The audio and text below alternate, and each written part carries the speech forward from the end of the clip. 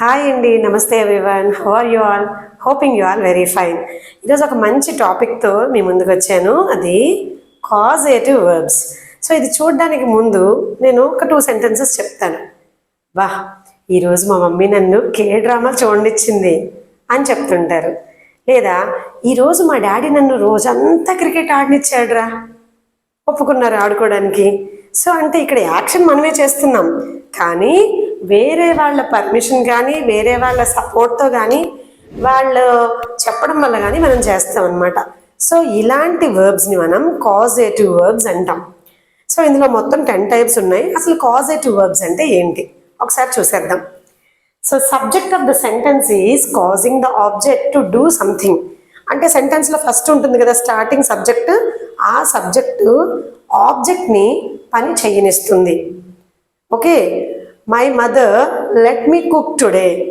Mother అనేది subject, me అనేది ఇక్కడ ఆబ్జెక్ట్ నేను.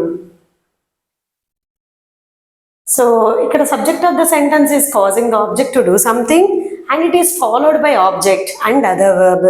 సో ఒక ఆబ్జెక్ట్ ఉంటుంది, నెక్స్ట్ ఇంకొక వర్బ్ కూడా ఉంటుంది. అంటే సబ్జెక్ట్ ఉంటుంది, నెక్స్ట్ ఆబ్జెక్ట్ ఉంటుంది, నెక్స్ట్ ఇంకొక వర్బ్ కూడా ఉంటుంది అనమాట. To give permission to someone or something to do the action. అసలు దీని పర్పస్ ఏంటి?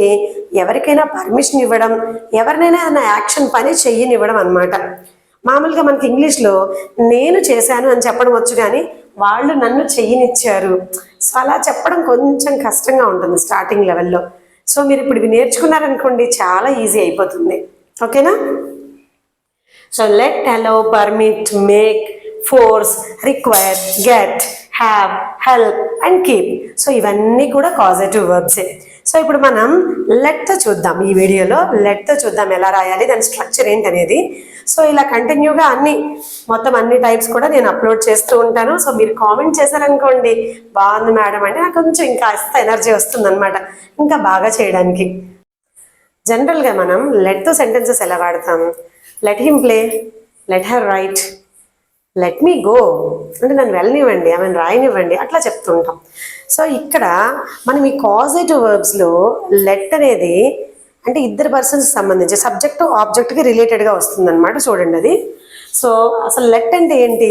Allow or give permission for an action. అంటే చేయనివ్వండి, రాయనివ్వండి అట్లా చెప్తున్నాం కదా. సో పర్మిషన్ ఇవ్వడం లేదా అలో చేయడం, ఒక యాక్షన్ చేయడం కోసం లెట్ అనేది. దీనికి ఒక స్ట్రక్చర్ ఉంది, subject plus let plus object plus verb. So ఇది అప్లై అవుతుందా లేదా అనేది చూద్దాం. సో ఇక్కడ అవర్ నైబర్స్, అవర్ నైబర్స్ అంటే ఏంటండి? సబ్జెక్ట్. అవర్ నైబర్స్ మా పొరుగింటి వాళ్ళు, లెట్. నెక్స్ట్ ఆబ్జెక్ట్ ఎవరు? దేర్ చిల్డ్రన్, వాళ్ళ పిల్లలు, ఇది ఆబ్జెక్ట్.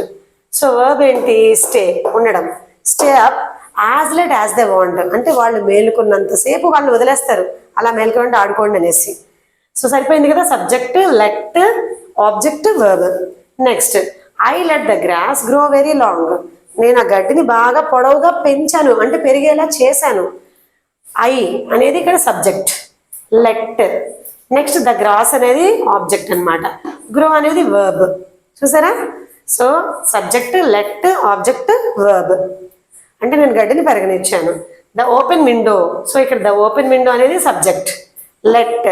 ద ఎయిర్ అనేది ఆబ్జెక్ట్, ఎస్కేప్ అనేది verb. So the open window let the air escape అంటే ఓపెన్ చేసిన విండో ఎయిర్ని ఎస్కేప్ అయిపోయి వెళ్ళిపోయేలాగా చేస్తుంది, అలౌ చేస్తుంది, వెళ్ళనిస్తుంది. The computer subject, won't negative అనమాట ఇది, ఓంట్. లెట్ మీ అనేది ఆబ్జెక్ట్, ఎంటర్ అనేది వర్బ్. A date before 1990.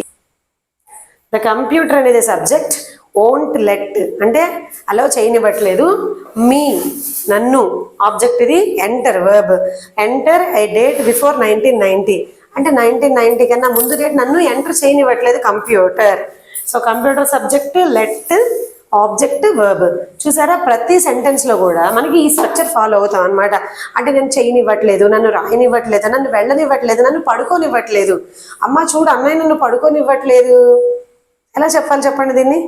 అన్నయ్య నన్ను పడుకోనివ్వట్లేదు. సో దీన్ని మనం ఎలా చెప్పాలి? సార్ కామెంట్ సెక్షన్లో చెప్పండి చూద్దాం. మీకు అర్థమైతే కనుక ఈ క్లాస్ నన్ను అన్నయ్య పడుకోనివ్వట్లేదు అనేది కామెంట్ చేయండి, చూద్దాం ఎవరు కరెక్ట్ చేస్తారు.